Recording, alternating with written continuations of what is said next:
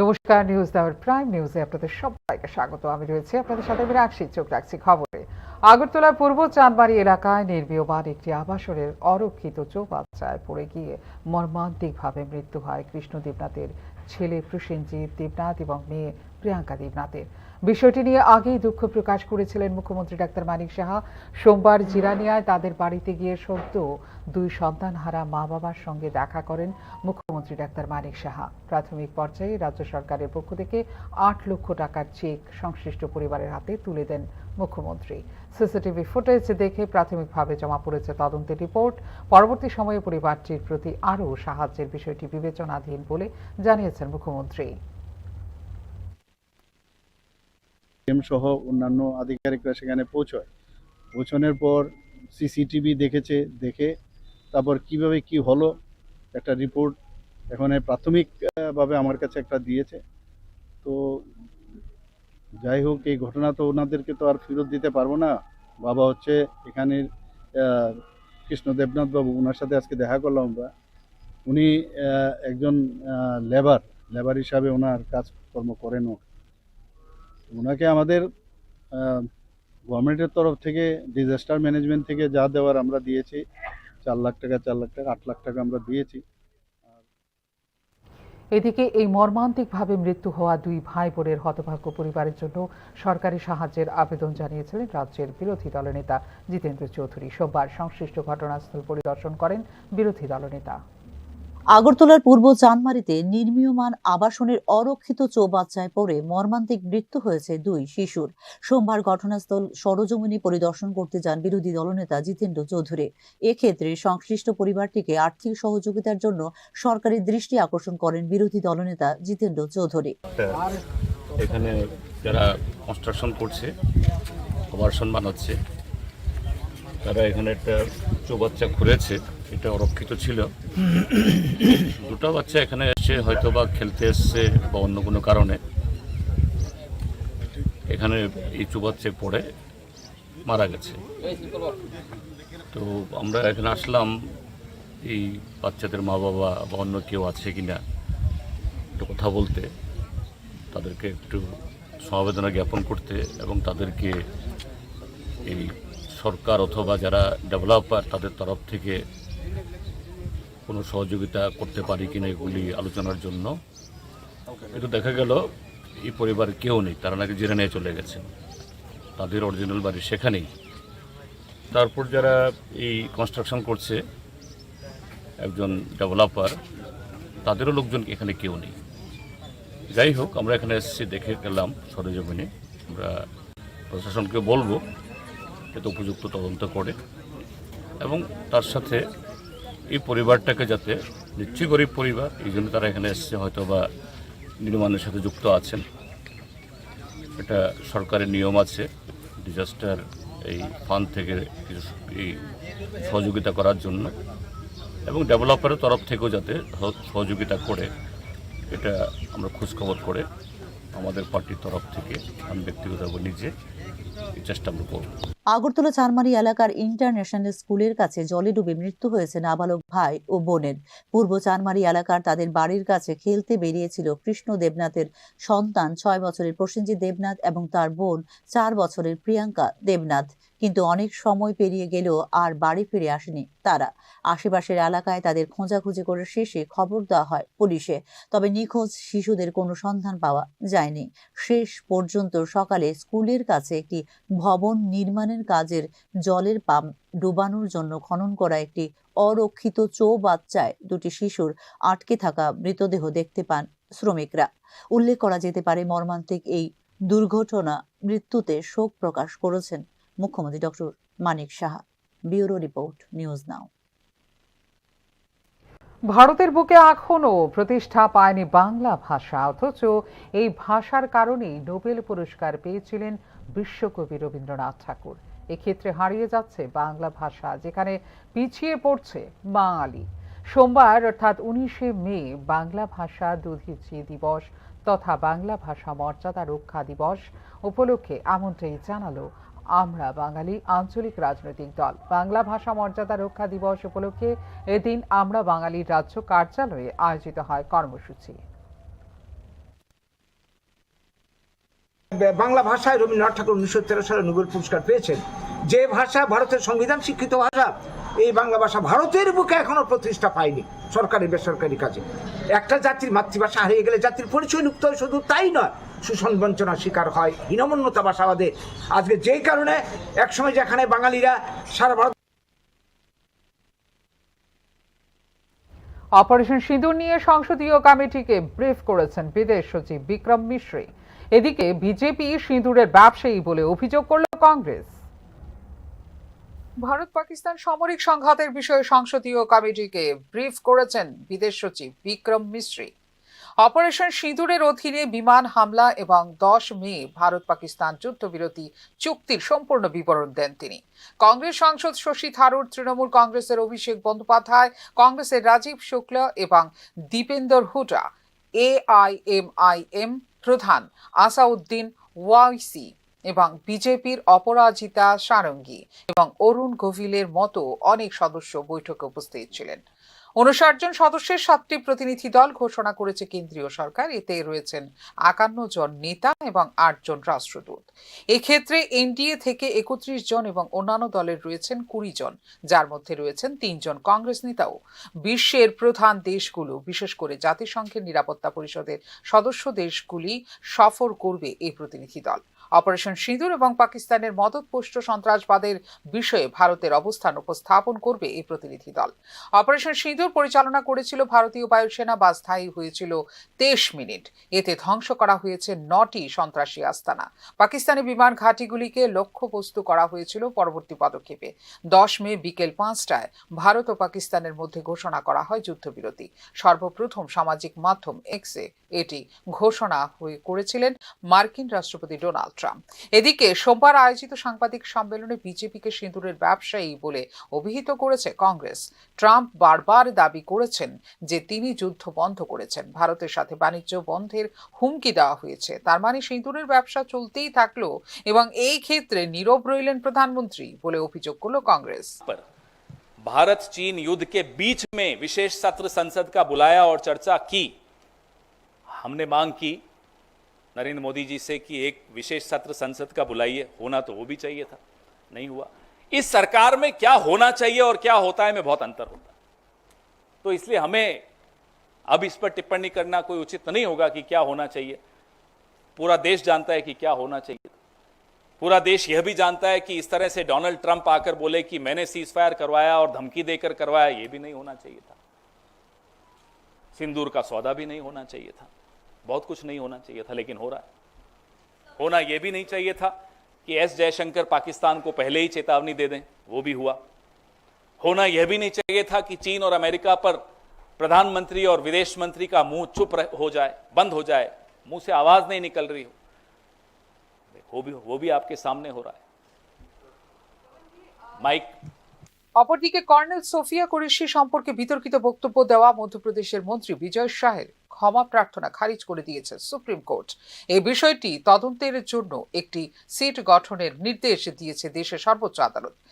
আপনার বক্তব্যে গোটা দেশ লজ্জিত বলেও মধ্যপ্রদেশের মন্ত্রী বিজয় শাহকে তীব্র ভর্ৎসনা করে দেশের সর্বোচ্চ আদালত। ফিউরো রিপোর্ট, নিউজ নাও। 20 মে ধর্মঘটের দিনে স্বাভাবিকভাবে কাজকর্ম হবে। সোমবার এক বিজ্ঞপ্তিতে এই কথা জানিয়েছে রাজ্য সরকার। 20 মে মঙ্গলবার দেশব্যাপী সাধারণ ধর্মঘটকে কেন্দ্র করে নির্দেশাবলী জারি করেছে ত্রিপুরা সরকার। 20 মে 2025-এ সমস্ত চুক্তিভিত্তিক কর্মচারীদের নিয়মিতকরণ, চুক্তিভিত্তিক আউটসোর্সড এবং দৈনিক মজুরির চাকুরি বন্ধ করা সহ বিভিন্ন দাবিতে একদিনের দেশব্যাপী সাধারণ ধর্মঘটে ডাক দিয়েছে all India state government employees federation. এই ক্ষেত্রে রাজ্য কর্মচারী এবং শিক্ষকদের ধর্মঘটে অংশ নেওয়ার আহ্বান জানিয়েছে ত্রিপুরা কর্মচারী সমন্বয় কমিটি। তবে রাজ্য সরকারের অধীনে সমস্ত অফিস, সরকারি উদ্যোগ এবং সংস্থাগুলি সাধারণ ধর্মঘটের দিনে স্বাভাবিকভাবে কাজ করবে বিজ্ঞপ্তিতে জানিয়েছে রাজ্য সরকার। সকল সরকারি কর্মচারীগণ এই দিনে যথারীতি দায়িত্ব পালন করবেন বলে প্রত্যাশা ব্যক্ত করা হয়েছে রাজ্য সরকারের পক্ষ থেকে। সরকারি কর্মচারী এবং এই ধরনের উদ্যোগ সংস্থা কর্মচারীদের দ্বারা উপরোক্ত নির্দেশাবলীর কোনো লঙ্ঘন গুরুত্ব সহকারে দেখা হবে বলেও বিজ্ঞপ্তিতে জানিয়েছে রাজ্য সরকার। সমস্ত প্রধান সচিব, বিশেষ সচিব এবং বিভাগীয় প্রধানকে তাদের প্রশাসনিক নিয়ন্ত্রণের অধীনে থাকা সমস্ত কর্মচারীদের দৃষ্টিগোচরে এই বিজ্ঞপ্তি আনার জন্য নির্দেশ দেওয়া হয়েছে রাজ্য সরকারের পক্ষ থেকে। সাধারণ ধর্মঘটের দিনে বিভিন্ন অফিস, প্রতিষ্ঠান, সংগঠন উপস্থিতি সংক্রান্ত একটি রিপোর্ট ইতিবাচকভাবে 20 মে দুপুর 12টার মধ্যে সাধারণ প্রশাসন বিভাগে পাঠানোর নির্দেশও জারি করেছে রাজ্য সরকার। ফিউরো রিপোর্ট, নিউজ নাও। চিকিৎসাধীন অবস্থায় বিচারাধীন বাংলাদেশি এক বন্দীর মৃত্যু হয় রাজ্যের হাসপাতালে। বিচারাধীন বাংলাদেশি বন্দীর মৃত্যুর যাবতীয় তথ্য সংশ্লিষ্ট পরিবারের হাতে তুলে দেবার নির্দেশ দিয়েছে ত্রিপুরা মানবাধিকার কমিশন। ভারতীয় ন্যায় সংহিতার ধারা 249 এবং আইপিপি আইনের ধারা 3 এবং বিদেশি আইনের 14A ও 14C ধারার অধীনে বিচারাধীন অবস্থায় যে হেফাজতে ছিল বাংলাদেশের অবৈধ অনুপ্রবেশকারী আরাধন সরকার। 42 বছরের এই বিচারাধীন আসামির বাড়ি হল বাংলাদেশের হবিগঞ্জ জেলার সিলেটে। গত 19 এপ্রিল সকাল 9:40 বিচারাধীন এই বাংলাদেশি অনুপ্রবেশকারীকে বিশালগড়ের কেন্দ্রীয় সংশোধনাগার থেকে গুরুতর অসুস্থ অবস্থায় ভর্তি করা হয়েছিল আগরতলা জিবিপি হাসপাতালে। সেখান থেকে পরবর্তী সময়ে বেলা 11:40 তাকে ভর্তি করা হয় আগরতলা অটল বিহারী আঞ্চলিক ক্যান্সার হাসপাতালে। কিন্তু ক্যান্সার হাসপাতালে চিকিৎসাধীন অবস্থায় গত 17 মে মৃত্যু হয় বাংলাদেশি বিচারাধীন বন্দী আরাধন সরকারের। যেহেতু এটি হেফাজতে থাকাকালীন বিচারাধীন বন্দীর মৃত্যু, তাই এই মৃত্যুর কারণ এবং কোন পরিস্থিতিতে মৃত্যু ঘটেছে তা দেখার দায়িত্ব তাদের রয়েছে বলে জানিয়েছে ত্রিপুরা মানবাধিকার কমিশন। এক্ষেত্রে আরাধন সরকারের মৃত্যুর যাবতীয় তথ্য তার পরিবারের হাতে তুলে দেওয়ার জন্য ত্রিপুরার কারা মহানির্দেশককে নির্দেশ দিয়েছে ত্রিপুরা মানবাধিকার কমিশন। হেফাজতের অধীনে থাকার সময় বন্দীর প্রাথমিক স্বাস্থ্য স্ক্রিনিং রিপোর্ট, ইনডোর রোগী হিসেবে দেওয়া চিকিৎসা সহ হেফাজতের সময়কালে সম্পূর্ণ চিকিৎসা রিপোর্ট সংশ্লিষ্ট পরিবারের হাতে তুলে দেওয়ার নির্দেশ দেওয়া হয়েছে মানবাধিকার কমিশনের পক্ষ থেকে। তাছাড়া মৃতের পোস্টমর্টেম রিপোর্ট, পোস্টমর্টেম পরীক্ষার ভিডিওগ্রাফি, ভিসেরার রাসায়নিক পরীক্ষার রিপোর্ট, বৈজ্ঞানিকের রিপোর্টের ভিত্তিতে মৃত্যুর চূড়ান্ত কারণ সহ রিপোর্টও সংশ্লিষ্ট পরিবারের হাতে তুলে দেওয়া হয়েছে নির্দেশ। ফিউরো রিপোর্ট, নিউজ নাও।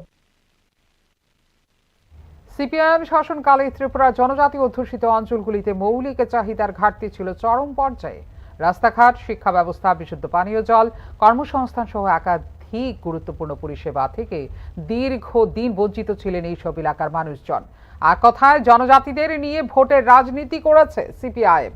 মুঙ্গিয়াকামে আরডি ব্লকের অন্তর্গত তুইকর্মা এডিসি ভিলেজের তীর্থমণি রিয়াংপাড়া পরিদর্শনে গিয়ে এমনটাই জানিয়েছেন জনজাতি কল্যাণ দপ্তরের মন্ত্রী বিকাশ দেববর্মা।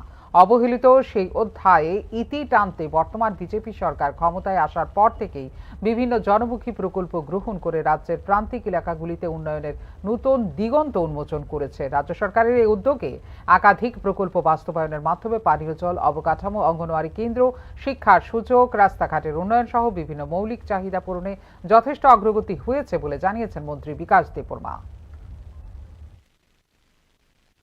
কর্মসংস্থান করার জন্য, তাদের স্বাবলম্বন করার জন্য আমি হর্টিকালচারের মাধ্যমে কলা, আনারস এবং লিচু, কাঁঠাল, সুপারি এবং রাবার মুখ্যমন্ত্রী রাবার মিশন রাবার মাধ্যমে তাদেরকে স্বাবলম্বন করার জন্য আজকে এটার নিয়েও আলোচনা হয়েছে। আগামী দিন বিকশিত কৃষি সংকল্প অভিযান উপলক্ষে দেশের সবকটি রাজ্যের কৃষি মন্ত্রীদের সঙ্গে বৈঠক করলেন কেন্দ্রীয় কৃষিমন্ত্রী শিবরাজ সিং চৌহান। ভার্চুয়াল এই বৈঠকে অংশ নেয় ত্রিপুরাও। খারিফ ফসল উৎপাদন বৃদ্ধির লক্ষ্যে আগামী 29 মে থেকে দেশব্যাপী অভিযান শুরু করা হবে বলে এদিন জানিয়েছেন কেন্দ্রীয় কৃষিমন্ত্রী শিবরাজ সিং চৌহান। বিকশিত কৃষি সংকল্প অভিযানে উন্নত কৃষি প্রযুক্তি ও বীজ সংক্রান্ত জ্ঞান প্রদান করা হবে কৃষকদের। 29 মে থেকে শুরু হয়ে এই অভিযান চলবে 12 জুন পর্যন্ত। কৃষকদের বিজ্ঞান ভিত্তিক কৃষি চর্চার ব্যবহারিক জ্ঞান প্রদান করার পাশাপাশি জেলা স্তরে 3টি করে সভা করবে কৃষি বিশেষজ্ঞদের প্রতিনিধি দল, জানিয়েছেন কেন্দ্রীয় কৃষিমন্ত্রী। में एक जिले में जैसा मैंने बताया 3 टीम जाएगी, एक दिन में 2 कार्यक्रम होंगे, पूरा देश हम कवर करेंगे। आज ही राज्यों के कृषि मंत्रियों के साथ मेरी वीडियो कॉन्फ्रेंसिंग है, एक बार चर्चा हो चुकी है। मुख्यमंत्रियों को मैंने निवेदन किया, कई राज्यों में मैं जाके आया हूं अभी। প্রকাশ্য সভায় কর্নেল সোফিয়া কুরেশিকে নিয়ে আপত্তিকর মন্তব্য করার অভিযোগ উঠেছে মধ্যপ্রদেশের আদিবাসী উন্নয়ন দপ্তরের মন্ত্রী কুমার বিজয় শাহ। কর্নেল সোফিয়া কুরেশিকে জঙ্গিদের বোন এবং পাকিস্তানি জঙ্গিদের মতোই একই জাতির বলে উল্লেখ করেন বলে অভিযোগ মন্ত্রীর বিরুদ্ধে। মধ্যপ্রদেশের মন্ত্রী বিজয় শাহকে অবিলম্বে মন্ত্রিসভা থেকে বহিষ্কারের দাবি করল ত্রিপুরা প্রদেশ মহিলা কংগ্রেস। সোমবার আয়োজিত সাংবাদিক সম্মেলনে এই দাবি করে ত্রিপুরা প্রদেশ মহিলা কংগ্রেস।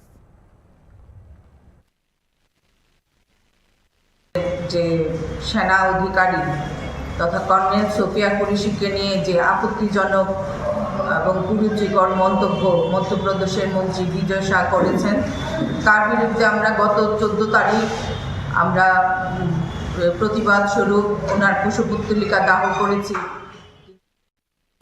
মূল চুক্তি ফেব্রুয়ারি 2025-এ শেষ হওয়া সত্ত্বেও গুরুত্বপূর্ণ 102 অ্যাম্বুলেন্স পরিষেবার দায়িত্ব রয়েছে বিতর্কিত বেসরকারি সংস্থা সিএএমপির হাতেই। প্রেক্ষিতে রাজ্য সরকারের প্রশাসনিক স্বচ্ছতার উপর উঠছে প্রশ্ন। ত্রিপুরার জরুরি স্বাস্থ্যসেবার অন্যতম গুরুত্বপূর্ণ অংশ 102 অ্যাম্বুলেন্স পরিষেবা, যার মূল চুক্তি ফেব্রুয়ারি 2025-এ শেষ হয়েছে। তবুও এই পরিষেবা চালু রয়েছে বিতর্কিত বেসরকারি সংস্থা সিএএমপি এর হাতে। আরও আশঙ্কার বিষয় হলো সিএএমপি পরিষেবার দায়িত্ব একটি স্থানীয় সংস্থা যারা অ্যাম্বুলেন্স পরিচালনার কোনো অভিজ্ঞতা রাখে না তাদের হাতে ছেড়ে দিয়েছে, যা ত্রিপুরা স্বাস্থ্য দপ্তরের সঙ্গে স্বাক্ষরিত মূল সমঝোতা চুক্তির পরিপন্থী বলেই মনে করছেন সংশ্লিষ্ট তথ্যবিজ্ঞ মহল। সরকারি ক্রয় নীতিমালা অনুযায়ী যে কোনো প্রকল্পের মেয়াদ শেষ হওয়ার কমপক্ষে 3 মাস আগে নতুন টেন্ডার প্রক্রিয়া শুরু হওয়া উচিত, যাতে বজায় থাকে পরিষেবার ধারাবাহিকতা। কিন্তু দপ্তরের কিছু কর্মকর্তার আশীর্বাদে এই প্রক্রিয়া ইচ্ছাকৃতভাবে বিলম্বিত হয়েছে এবং এখন পরিষেবাটি আগস্ট 2025 পর্যন্ত বাড়ানো হতে পারে বলে মনে করছেন সংশ্লিষ্ট মহল। এই পরিস্থিতিতে আর্থিক এবং পরিচালনাগত নানা অনিয়মের অভিযোগ থাকা সত্ত্বেও সিএএমপি এর সঙ্গে চুক্তি পুনর্বিকরণ করা হয়েছে কোনো স্বচ্ছ টেন্ডার প্রক্রিয়া ছাড়াই। এই ক্ষেত্রে গুরুত্বপূর্ণ এই পরিষেবা পরিচালনায় জবাবদিহিতা এবং স্বচ্ছতা নিয়েও প্রশ্ন তুলছেন সংশ্লিষ্টরা। এভাবে টেন্ডার প্রক্রিয়া এড়িয়ে গিয়ে চুক্তি নবায়ন করাটা ন্যায়পরায়ণতা এবং স্বচ্ছতার মূল নীতিগুলিকে লঙ্ঘন করে, বিশেষত এমন একটি পরিষেবার ক্ষেত্রে যা মানুষের জীবন বাঁচানোর সঙ্গে সরাসরি সম্পর্কিত বলেও অভিমত সংশ্লিষ্টদের। এই সিদ্ধান্ত প্রশ্ন তুলছে সরকারের প্রশাসনিক তদারকির ঘাটতি এবং সিদ্ধান্ত গ্রহণ প্রক্রিয়ার বিশ্বাসযোগ্যতা নিয়েও। এই বিতর্ককে আরও জোরালো করেছে জাতীয় স্বাস্থ্য মিশন ত্রিপুরার পক্ষ থেকে সিএএমপি কে দেওয়া শোকজ নোটিশ। পরিষেবায় অনিয়ম ও শর্ত লঙ্ঘনের একাধিক বিষয়ে দেওয়া হয়েছিল এই নোটিশ, তবে সিএমপি সন্তোষজনক জবাব দিতে ব্যর্থ হয়েছে এবং সমস্যার সমাধানও করেনি। তবুও সরকারের পক্ষ থেকে চুক্তি নবায়ন করা হয়েছে, যা প্রশাসনের জবাবদিহিতা নিয়ে সন্দেহ তৈরি করেছে জনমনে। অপরদিকে তাদের সঠিকভাবে সুবিধা প্রদান করা হচ্ছে না বলে অভিযোগ করেছেন সিএমপি এর অধীনে কাজ করা বহু কর্মী। প্রতিদিন জীবনের ঝুঁকি নিয়ে যারা জরুরি চিকিৎসা পরিষেবা দেন তারা বিমার সুবিধা না পাওয়ায় আর্থিক ও ব্যক্তিগতভাবে চরম ঝুঁকির মধ্যে রয়েছেন বলে জানিয়েছে সিএমপির কর্মচারীরা। সিএমপি প্রতি কিলোমিটার 97 টাকা করে চার্জ করছে, যা ভারতের অন্যান্য রাজ্যের তুলনায় সর্বোচ্চ। এর ফলে কার্যত এয়ার অ্যাম্বুলেন্স এর খরচ বহন করতে হচ্ছে রাজ্য, অথচ এই ক্ষেত্রে পরিষেবা অত্যন্ত নিম্নমানের বলে অভিযোগ সাধারণ মানুষের। এই ধরনের কার্যকলাপের ফলে দেশের অন্যান্য রাজ্য যেমন উড়িষ্যা, ছত্তিশগড় ও মধ্যপ্রদেশে বন্ধ করে দেওয়া হয়েছে সিএমপি এর পরিষেবা। সম্প্রতি ত্রিপুরা সরকারকে সিএমপি এর পরিষেবার মান নিয়ে মন্তব্য চেয়ে চিঠি দিয়েছে অসম সরকার, কিন্তু এখনো পর্যন্ত কোনো জবাব দেওয়া হয়নি রাজ্য সরকারের পক্ষ থেকে। এই পরিস্থিতিতে প্রশাসন কিভাবে নিজেদের স্বচ্ছ প্রমাণ করে তা নিয়ে চলছে জোর জল্পনা। এই সমস্ত গুরুতর অভিযোগ এবং অনিয়মের প্রেক্ষিতে দাবি উঠছে হিসাব মহানিয়ন্ত্রক দ্বারা একটি পূর্ণাঙ্গ স্বাধীন অডিটের। সিএমপি এর সঙ্গে আর্থিক লেনদেন, চুক্তি নবায়ন এবং পরিষেবা পরিচালনায় সরকারি অর্থ সঠিকভাবে ব্যবহার এবং জনস্বার্থে পরিষেবা প্রদান করা হচ্ছে কিনা তাও স্পষ্ট করার দাবি করা হচ্ছে এই অডিটের মাধ্যমে। ব্যুরো রিপোর্ট, নিউজ নাও।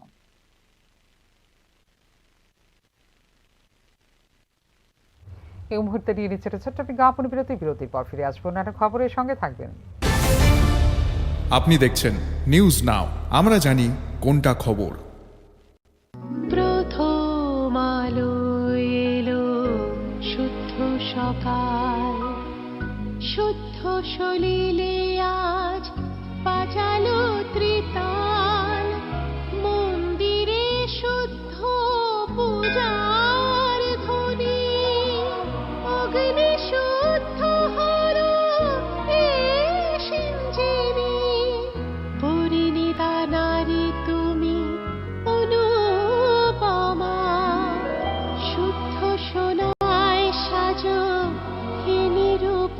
শুদ্ধতার স্বর্ণ মন্দির কালিকা জুয়েলার্স আগরতলা।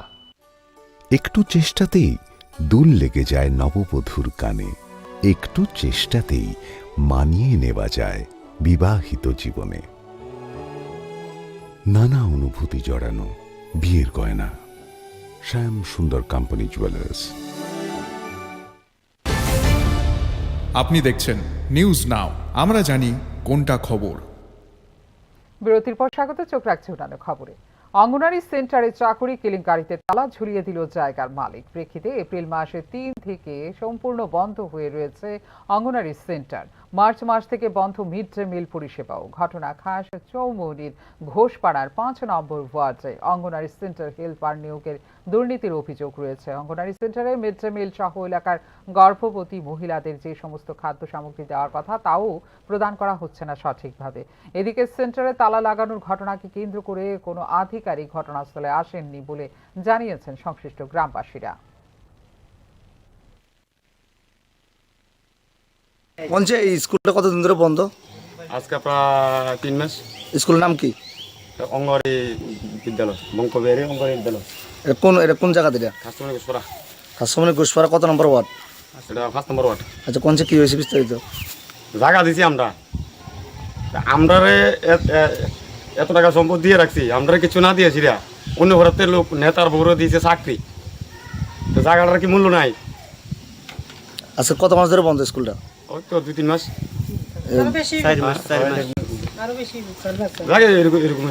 এখানে এলাকার যারা পঞ্চায়েতে যারা আছেন তার ভূমিকা। কয়েক দশক পর মনু নদীর বাঁধ সংস্কারের কাজ শুরু হলেও এক্ষেত্রে নিম্নমানের কাজ হচ্ছে বলে অভিযোগ স্থানীয় বিধায়ক বীরজিৎ সিনহার। এক্ষেত্রে গুণমান বজায় রেখে বাঁধ সংস্কার এবং নির্মাণ কাজে দাবি জানিয়েছেন তিনি। কৈলাসহরের মনু নদীর পাড়ের বাঁধ সংস্কারের কাজ চলছে খুবই ধীর গতিতে এবং বাঁধের কাজের গুণগত মানও খুবই নিম্নমানের। তাছাড়া কাজ করা হচ্ছে না সংশ্লিষ্ট দপ্তরের গাইডলাইন মেনে বলে মন্তব্য করেন কৈলাসহরের বিধায়ক বীরজিৎ সিনহা। কৈলাসহরে বন্যা নিয়ন্ত্রণের জন্য বাঁধের কাজ শুরু হয়েছে। একটা বাঁধ আমরা এই মাত্র ভিজিট করলাম, ওটা হচ্ছে সোনামুড়া দুর্গাপুরের বাঁধ। কাপড়াঙ্গা হয়ে পুলিশ রিজার্ভ পর্যন্ত গেছে এবং এই কাজ স্লো এবং যেভাবে প্ল্যান এস্টিমেট মতো হচ্ছে না, যার জন্য এক্সিকিউটিভ ইঞ্জিনিয়ারকে আমরা কথা বললাম এবং ওইখানে যেভাবে টেন্ডার হয়েছে সেভাবে কাজ হচ্ছে। মাত্র 4টা গাড়ি দিয়ে কবে হবে? রাতটা পড়ছে, বর্ষা কিছুদিনের মধ্যে বর্ষা আসবে, সেই জন্য আমরা বলছি কালকের মধ্যে 20টা গাড়ি যাতে লাগানো হয়। বাঁধের সংস্কার কাজ শুরুর প্রথম থেকেই দুর্নীতি শুরু হয়েছে বলে অভিযোগ করে আসছিলেন স্থানীয় গ্রামবাসীরা স্থানীয় বন্যা নিয়ন্ত্রণ দপ্তরের এক্সিকিউটিভ ইঞ্জিনিয়ারের কাছে লিখিতভাবে এবং মৌখিকভাবে অভিযোগ জানানোর পরও কোনো ধরনের কার্যকরী ভূমিকা নেওয়া হয়নি দপ্তরের পক্ষ থেকে। দপ্তরের উপর আস্থা হারিয়ে অনেকে দ্বারস্থ হয়েছেন স্থানীয় বিধায়কের। সেই অভিযোগের সত্যতা যাচাই করতে 5 জনের এক প্রতিনিধি দল সহ মনু নদীর পাড়ের বাঁধ সংস্কারের কাজ পরিদর্শন করা হয় বলে জানিয়েছেন বিধায়ক বীরজিৎ সিনহা। 2018-তে এয়ারপোর্টের দক্ষিণ দিকে বাঁধ ভেঙেছিল, ওই জায়গাতে কোনো কাজই হচ্ছে না। এইমাত্র দেখলাম যেখানে 5 ফুট উঁচা করার কথা এখনো 6 ইঞ্চি হয়নি, খুব নিম্নমান। রাঙাউটির এইদিকেও কাজের বড় নিম্নমান।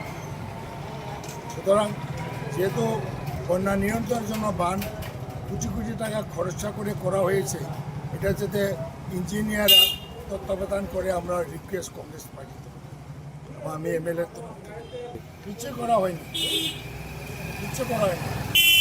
এটা রুরাল মনে নিয়েছিল যে কোম্পানি যে এজেন্সি এরা কিছু করে, ভয়ঙ্কর অবস্থা এবং মানুষ খুবই চিন্তিত। কালকের মধ্যে যদি এটা তৎপরতা না নেয় আবার এই অফিসে আসবে। দীর্ঘ প্রায় ৪৫ বছর ধরে কৈলাসহরের বিভিন্ন এলাকায় মনু নদীর পাড়ের বাঁধের কোনো ধরনের সংস্কার কাজ না হওয়ায় বিপজ্জনক হয়ে পড়ে বাঁধ। দীর্ঘদিন ধরে কৈলাসহরবাসীরা বাঁধ সংস্কারের দাবি করার পর অবশেষে গত ১ মাস পূর্ব আগে শুরু হয়েছে বাঁধ সংস্কারের কাজ। সংস্কারের পাশাপাশি প্রস্থ বাড়ানো হচ্ছে বাঁধের এবং আরও ৫ ফুট বাড়ানো হচ্ছে উচ্চতা। কৈলাসহরের কাউলিকোড়া, সোনামুখী, গৌরনগর, কামরাঙ্গাবাড়ি, ছনতৈল, দুর্গাপুর, সোনামারা, কিনাইর ছর, গোবিন্দপুর, বৈলাপাশা, লক্ষ্মীপুর, সফরিকান্দি, লাটিয়াপুরা, রাঙ্গাউটি, দেবীপুর, মাগুরুলি ইত্যাদি এলাকায় মনু নদীর পাড়ের বাঁধ সংস্কারে ব্যয় হবে প্রায় ৪০ কোটি টাকা। ব্যুরো রিপোর্ট, নিউজ নাও। স্বাস্থ্য মিশনে কর্মরত কর্মচারীরা এখনো পর্যন্ত পাননি বেতন। কেন্দ্রীয় অর্থ বরাদ্দ না হওয়ার কারণে বেতন হয়নি বলে অভিমত সংশ্লিষ্ট কর্মচারীদের। এক্ষেত্রে রাজ্য সরকারের বিরুদ্ধে উঠছে গাফিলতির অভিযোগ। চলতি মাস শেষ হতে বাকি আর মাত্র ১২ দিন, কিন্তু এখনো পর্যন্ত বেতন হলো না রাজ্যের স্বাস্থ্য মিশনের কর্মচারীদের। চিকিৎসক থেকে শুরু করে আশাকর্মী পর্যন্ত কারো বেতন হয়নি এখনো পর্যন্ত। এ নিয়ে ক্ষোভ সৃষ্টি হয়েছে স্বাস্থ্য মিশনে। ত্রিপুরার স্বাস্থ্য মিশনে চুক্তিবদ্ধ কর্মচারীদের বেতন দেওয়া কি বন্ধ করে দিয়েছে কেন্দ্রীয় স্বাস্থ্য মন্ত্রক, তা নিয়ে বর্তমানে চলছে জোর বিতর্ক। কেন্দ্রীয় অর্থ বরাদ্দ না থাকার কারণে বেতন বন্ধ হয়ে গেছে এনএইচএম রাজ্য মিশনের সমস্ত স্তরের অফিসার কর্মচারীদের বলে অভিযোগ সংশ্লিষ্ট কর্মচারীদের। চিকিৎসক, কমিউনিটি হেলথ অফিসার, স্বাস্থ্যকর্মী, প্রশাসনিক অফিসার ও কর্মচারী মিলিয়ে ৯৬টি ক্যাটাগরিতে প্রায় ৩,২০০ জন কর্মচারী রয়েছেন স্বাস্থ্য মিশনে। উদ্বেগজনক বিষয় হলো এই মাসে কবে নাগাদ বেতন হবে কর্মচারীদের এই বিষয়ে কোনো নিশ্চয়তা দিতে পারছে না স্বাস্থ্য দপ্তর। এনএইচএম সমস্ত অফিসার কর্মচারী চুক্তিবদ্ধ কর্মচারী। স্বাস্থ্য মিশনের সমস্ত চুক্তিবদ্ধ কর্মচারীদের নিয়মিতকরণের প্রতিশ্রুতির বাস্তবায়ন তো দূর অস্ত, ক্ষেত্রে ন্যূনতম বেতন পর্যন্ত সময় মতো দিতে না পারার বিষয়টি নিয়ে তীব্র ক্ষোভ রয়েছে সংশ্লিষ্ট কর্মচারী মহলে। স্বাস্থ্য মিশনের কর্মচারীদের সবটা বেতনই এই প্রকল্পের অর্থায়নের সাথে প্রদান করে কেন্দ্র, কিন্তু এবার কেন্দ্রীয় প্রকল্পের নিয়ম অনুযায়ী রাজ্য সরকারের প্রদত্ত বকেয়া অংশ না দেওয়ার অভিযোগে আটকে দেওয়া হয়েছে গোটা অর্থায়নই। টিকাকরণ, যক্ষ্মা নিবারণ, তামাক নিয়ন্ত্রণ, শিশু প্রসূতি স্বাস্থ্য, ক্যান্সার, ডায়াবেটিস, হৃদরোগ, স্ট্রোক প্রতিরোধ জাতীয় কর্মসূচি, প্রধানমন্ত্রী ডায়ালাইসিস প্রকল্প, অন্ধত্ব নিবারণ, আশা ইত্যাদি প্রচুর কর্মসূচি পরিচালিত হয় স্বাস্থ্য মিশনের চুক্তিবদ্ধ কর্মচারীদের দ্বারা। বলা যায় রাজ্যে স্বাস্থ্য পরিষেবার ক্ষেত্রে অত্যন্ত গুরুত্বপূর্ণ ভূমিকা রাখে এনএইচএম। স্বাস্থ্য মিশন ছাড়া মুখ থুবড়ে পড়তে বাধ্য রাজ্যের গোটা স্বাস্থ্য ব্যবস্থা। প্রায় ২ দশক ধরে রাজ্যের স্বাস্থ্য ব্যবস্থায় গুরুত্বপূর্ণ অবদান রেখে চললেও স্বাস্থ্য মিশনের অন্তর্গত চিকিৎসক, অফিসার, কর্মচারীদের নিয়মিতকরণ এখনো অধরা। এদিকে এখন তাদের বেতনও হয়ে পড়েছে অনিশ্চিত। স্বাস্থ্য মিশনের অর্থায়ন হয়ে থাকে ৯০-১০ অনুপাতে। স্বাস্থ্য মিশনে ৯০% অর্থ দেবে কেন্দ্রীয় মন্ত্রক, যেখানে রাজ্য সরকার দেবে ১০% অর্থ। কিন্তু স্বাস্থ্য মিশনে তার প্রদেয় ১০% অর্থ দিচ্ছে না বলে অভিযোগ রাজ্য সরকারের বিরুদ্ধে।